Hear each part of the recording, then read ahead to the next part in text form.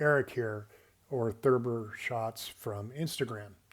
I'm putting together this video to basically cover some of the operations around San Francisco. I get a lot of these questions, and as you guys probably know, I post a lot of things about rules and regs, mostly because I'm just a policy wonk and I like to follow these guidelines. So basically, we're just going to cover the basics of flying around San Francisco. Okay, so what's needed to begin with when you get a drone? No matter what size your drone is, whether it's a mini, sub 250, whatever, you still have to have the trust certificate. And it's just a basic thing from the FAA that says you've read the guides and you kind of know the basic rules, and it's just a guided course with no real test. Once you have that, you're good to go as a recreational pilot. The Part 107, this is really needed if you're going to make money doing what you do. Or if you're going to post something online and it's going to get a lot of traffic, you're going to sell your videos, wedding stuff, home inspections, anything like that is going to require a Part 107. Okay, so further, what we're going to talk about here are temporary flight restrictions. This is a big thing anywhere, really. But in San Francisco, we'll talk about how that relates to where you can and can't fly. And then we'll talk about Oracle Park and Giants games. Okay, so where can you legally fly? First thing you want to do is make sure you have the air control app, right? Because this is going to tell you, it'll geo-target you right where you sit, and it'll tell you what is what at that time. So it's a good idea to get a general knowledge, as you can see in here, of these areas, and we'll talk about what these mean here in a minute. But more importantly, you get what's called NOTAMs, or Notice to Airmen. And basically that means if there's a flight restriction for any reason, those NOTAMs get pushed down to this app and it'll tell you. So let's say just you see the little Castro district, just for example, if there was a big event going on there, and they would issue a temporary flight restriction, or TFR, and that would be circled in red, right? And if there's one thing you can take away from this whole thing is that if you fly in the TFR, it's a big deal. If they catch you, it's a big deal. You have to have all your certs up to date and the whole thing. And if something is even a little off, they're going to nail you on it. So the takeaway is just if there's a TFR, don't fly in it. Okay. I've been busted for this and it's not fun. So I'm just passing that down to you. All right. So let's talk about these zones, right? If you see it here, it's in white. It basically means it's okay to fly there. They're not going to hassle you. If there's no TFR or anything like that, you keep it under 400 feet. You keep everything legal. You can fly in any of this area that's white. Okay. Down here, you see what's in blue. Now we're starting to get toward the airport, and this is in South San Francisco area. So that's Class B airspace, and there's always going to be limitations to how high you can fly and or whether you can fly there or not. So for example, here on this perimeter, you can see a 100 feet altitude.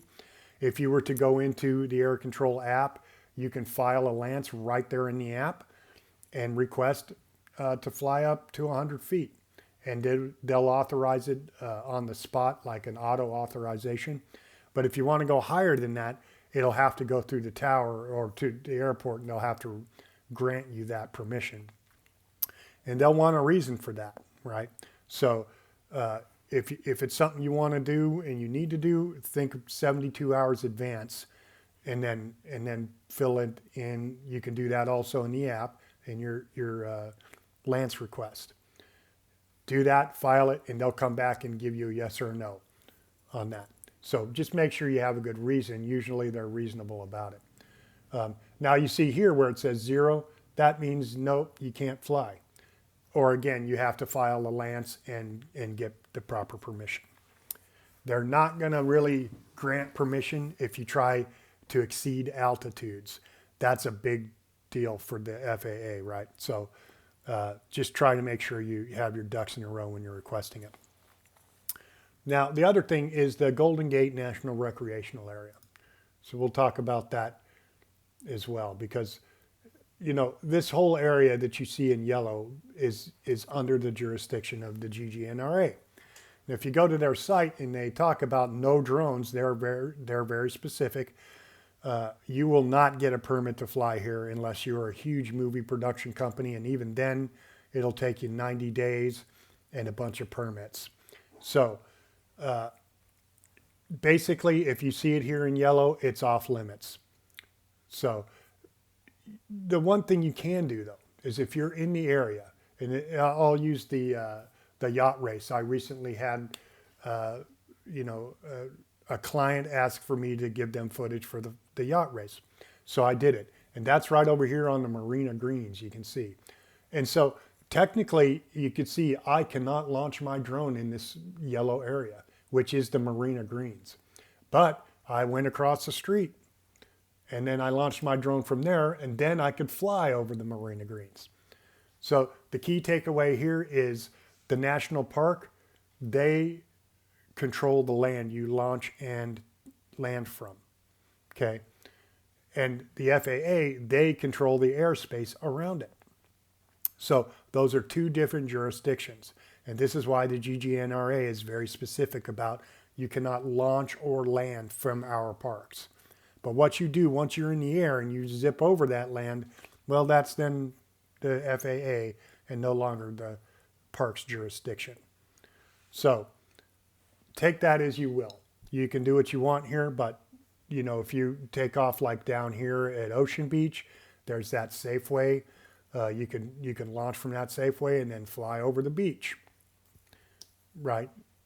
Don't quote me on that, but I'm just saying that's the legal technical line is the air once you take off. Okay, so that gives an idea of that. Now, if you're going to fly around the bridge and you take off from like right here, if you have a boat, you can legally just take your boat right there and launch and fly around. You can't fly over the bridge. Flying over the bridge is a big deal. A lot of people do that. And that's up to them. What people do is their own business. I maintain I never ever report or anything like that. I don't care who it is. I absolutely refuse to do that. But other people will see this stuff and they may report, especially if your reel or your YouTube video goes viral. People or you challenge somebody online. People like to report you. It's a thing. And if you're flying directly over the Golden Gate Bridge, that's called critical infrastructure. And if the FAA is made aware of it or reported to, they have to follow up. This is key too. FAA by law has to follow up to every report. So if you're reported, they are going to look at it and they're going to scrutinize it. The takeaway there is don't fly directly over the bridge. Now, if you fly just here on the side of it, okay, good. You're going to get great footage. There's tons of great footage. But to actually get up here and you're flying right over all the towers and stuff like that, that's a big deal. And if they report you, you'll get busted on it. Just know that. Okay. But if you do that aside, if you take off from the water here, you can fly around all of this. Okay. Another good area is Sausalito because you're right on the other side of the hill here. And if you take your drone up, right in this area, it's all good and legal. Stay above 400 feet above ground limit, AGL, up in these hills. That'll give you good views of the bridge here, right? So just keep that in mind. You got to get creative with your flying. Okay, so let's just talk quickly about the TFRs during giant games. So Oracle Park, you can fly up to 1 hour before and 1 hour after a game in that area. Keep in mind, just to this side here, you have the hospital and they like to take their, you know, they have life flight and stuff like that. So just be aware of that. If the police find you, they'll say, hey, you can't fly right there. Technically you can, but they'll tell you because of the air traffic, the hospital doesn't like that. So just be aware of that. But if you're over here at the stadium, it's okay to fly up to an hour before or an hour after games. Now, during the game time, it's strictly forbidden. Within 3 miles of this stadium. Technically, during the game, you cannot fly. There's a TFR in place during game time.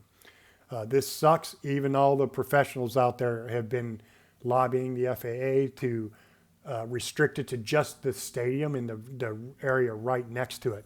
Because 3 miles, it's ridiculous. It rules out flying in a huge swath of San Francisco. So anyway, do what you're going to do, but just be aware of this during that time. And basically that's it. So I'll keep looking for your questions and I'll put these together as needed. All right.